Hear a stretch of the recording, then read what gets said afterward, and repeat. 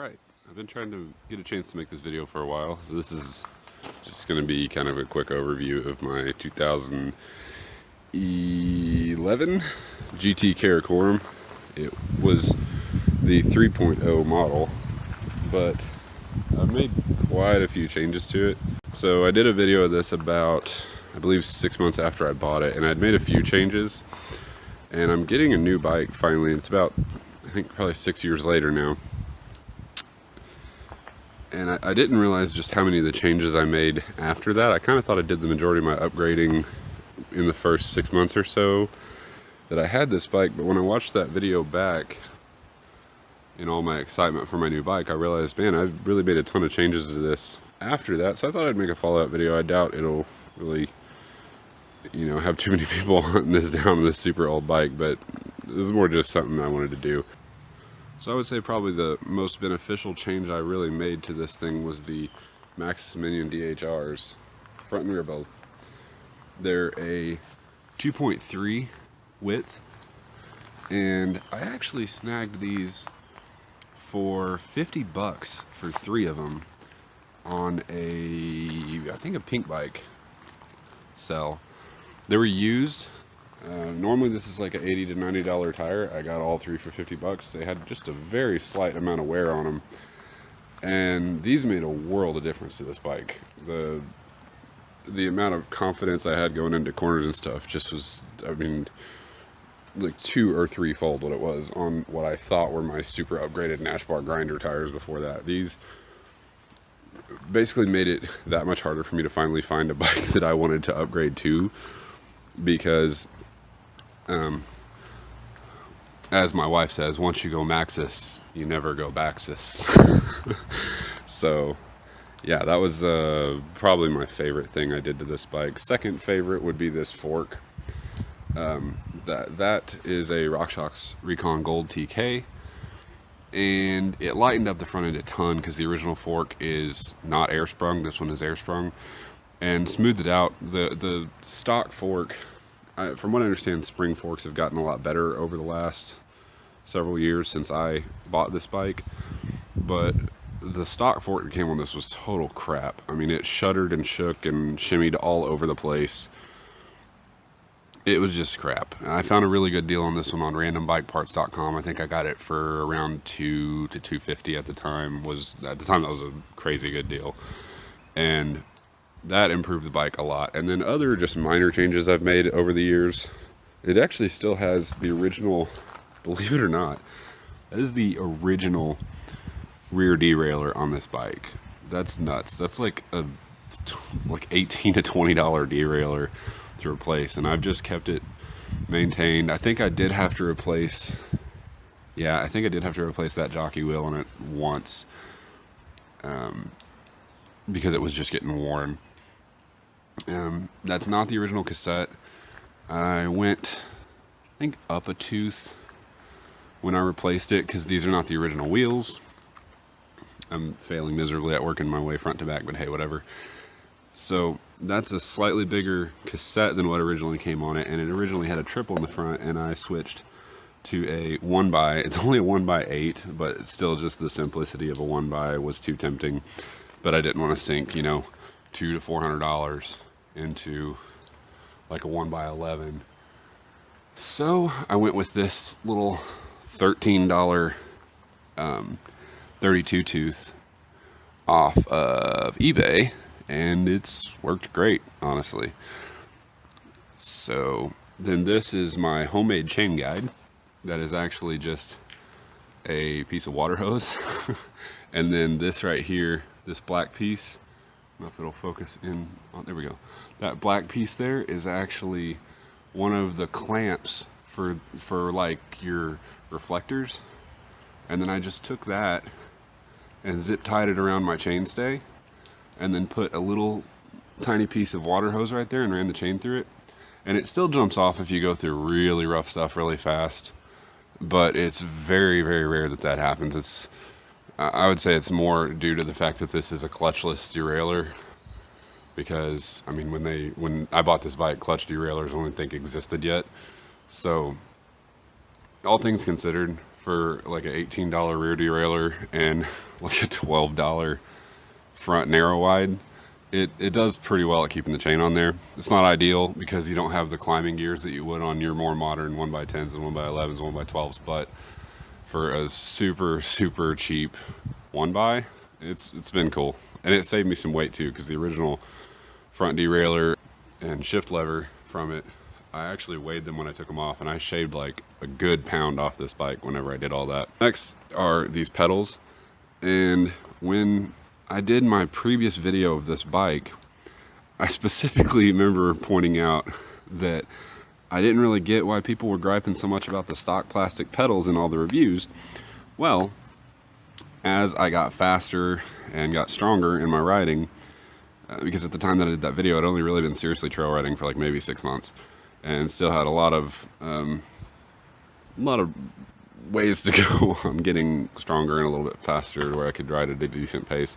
So like the very next ride after I shot that video, I snapped the plastic pedals going uphill, and it wasn't even so much as a pedal strike. When I pressed down on the pedal climbing, I actually snapped the front of the pedal off when I shoved down. I guess I had enough force on the front of the pedal that it finally had stressed it enough, and it had quite a few pedal strikes, but that was just enough that it finally snapped the front of it off. And so from the trail I was at when that happened, I was fairly close to a bike shop, 15 minutes or so out of the way on the way back home. So I stopped and bought these. Now, at the time that I bought these, I was really, again, new, and I was kind of scared of the really heavily spiked actual, grub screw spike platforms. And I wish that I would have waited and bought actual good platforms. These were like $25 at the bike shop. They're just cheap.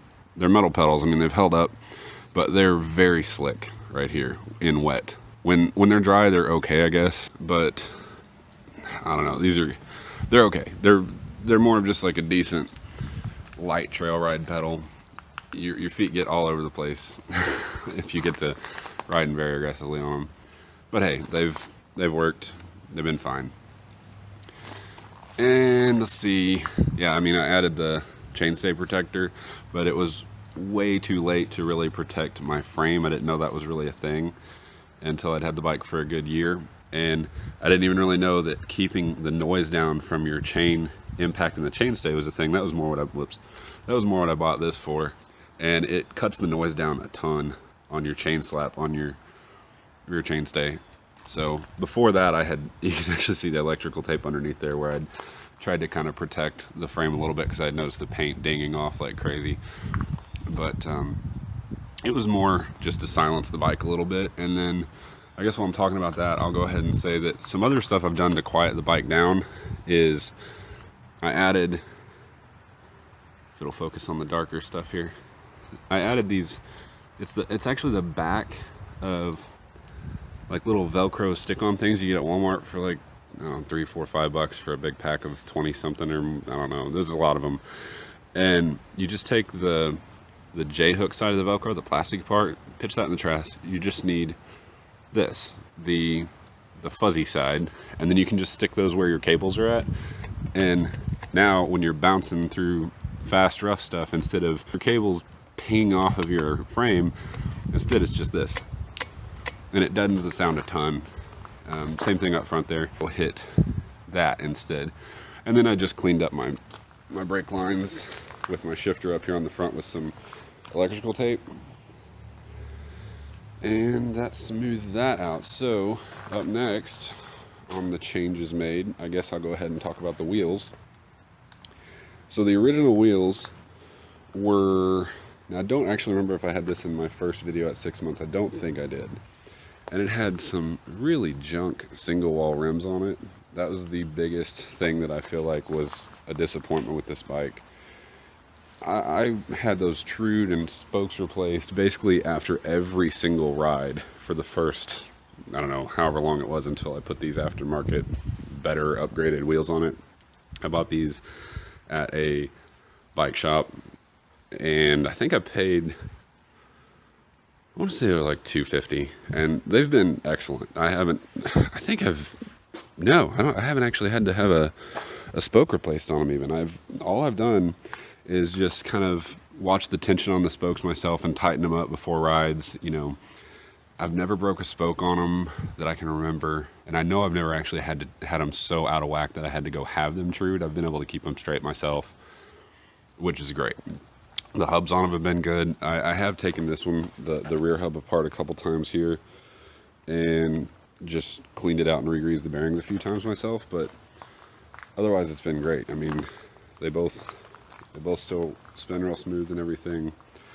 So the only thing that kind of stinks is that they were not like a name brand set of wheels. I could be wrong, but I really think, if I remember right, like I said, this is like 5 or 6 years ago, I think they were just a set that the shop themselves had built to sell out of parts they'd ordered, like they'd ordered the rims and spokes. But yeah, so that's been the good part with those. Just a relatively cheap set of double walls fix that problem. And then the seat is actually still the stock seat. A lot of people tend to like this seat. I really like it. It's starting to come apart down here, but hey, it works. Stock seat post, it's worn to pieces. That's a dropper post is one of the big things I kept wanting to add to this, and I never did because I knew that would be something I could wait and use to justify finally getting a new bike by buying one that already came with a dropper post, so I never actually switched it. I did the Seth's Bike Hacks move, put like headset spacers on there so that I could technically say I had some carbon on my bike. Next up, bars and stem. These were switches I made really early on to change the feel of the bike, and it was an excellent purchase. This is a 40 mil Truvative, which is SRAM's brand, Husfelt stem. Just a stem cap I picked up to match the color scheme of the bike off of, I think, eBay for like $2 or something.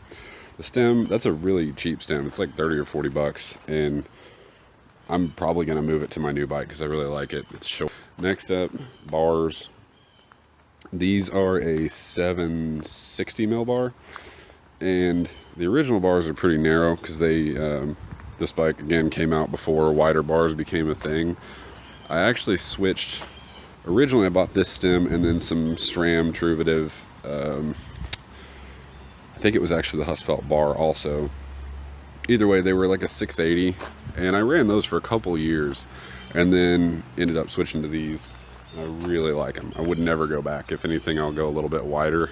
I'm kind of wanting to try to jump up to like 800 on my new bike and then cut them down to maybe 780 if I need to. But this is also was a great upgrade as far as confidence and comfort and just control of the bike. So then the brakes, it originally came with rim brakes, and then in my previous video I had already put mechanical fun brakes on it. Those I ran for a long time, and then eventually I switched to hydraulics. I just got a good deal on these. To be honest, these are crap brakes. Don't buy Clark's EXO hydraulic disc brakes. These are total junk. They came pre-bled, which is nice and all, but they're just junk. There's like basically no stopping power. They would be fine for just commuting and riding around town, but on a trail, they made me get a lot faster because I have almost no ability to slow down on steep stuff. But other than that, they're just kind of crappy. That's all I can really say about them. I got them dirt cheap, so it wasn't a huge deal. While I'm back here, I have replaced both of the quick release axles on this because the original ones, I ended up bending them over time. Those are just, let's see, the rear one, I actually just grabbed a Bontrager QR out of like a parts bin at a bike shop. They gave it to me for like $5. And then up here, I actually got a Shimano Dior XT to try to, I spent a little more up there to try to stiffen it up a little more, stiffen the front end up. And that actually helped a lot. I was getting a lot of flex under hard braking in the front until I did that. And that was another very worthwhile purchase. So other than all of those things, that's it. Just changed almost everything on it. That's it. Can't really think of anything else. Yeah, I believe that's it. When I get my new bike, I'm actually keeping this one. I just can't see myself getting rid of this. I've ridden it for like 7 years. I've really liked it. It'll be a great bike to just use as a commuter or, you know, riding to work when it's raining. Use this one instead of my new one. And to be honest, even just riding on the road, I prefer a mountain bike over a road bike. I have a road bike, but I like the mountain bike because then I can act like a 12-year-old and jump curbs and stuff. So that's pretty much it. Thanks thanks for watching. For anyone who, you know, like 7 or 8 years later is still looking at the specific age of a Karakoram.